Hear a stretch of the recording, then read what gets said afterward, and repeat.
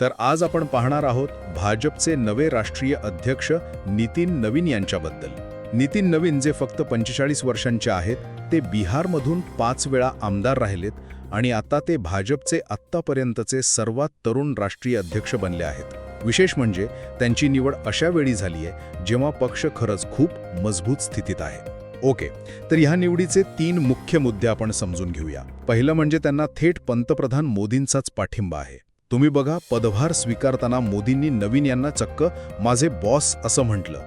यामधून त्यांनी पक्षाची कार्यकर्ता प्रथम संस्कृती अधोरेखित केली. इतकंच नाही, तर मोदींनी त्यांना मिलेनियल लीडर सुद्धा म्हटले, जे आजच्या AI युगाचे प्रतिनिधी आहेत.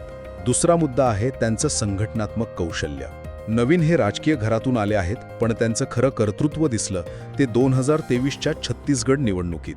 तिथे सहप्रभारी असताना त्यांनी पक्षाला एक अनपेक्षित मोठा विजय मिळवून दिला आणि याच विजयामुळे ते केंद्रीय नेतृत्वाच्या नजरेत आले. आणि तिसरं आणि सगळ्यात महत्त्वाचं, त्यांच्या समोरची आव्हानं बघा.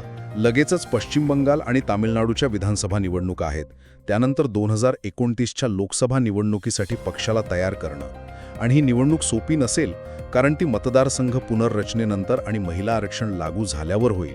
पण या सगळ्यांपेक्षाही मोठं आव्हान असेल ते म्हणजे मोदींनंतरच्या काळात पक्षातल्या मोठ्या नेत्यांमध्ये ताळमेळ बसवणं. म्हणजे थोडक्यात नितीन नवीन यांना फक्त आत्ताच्या निवडणुका जिंकायच्या नाहीत, तर मोदींनंतरच्या भाजपचं भविष्यही घडवायचं आहे.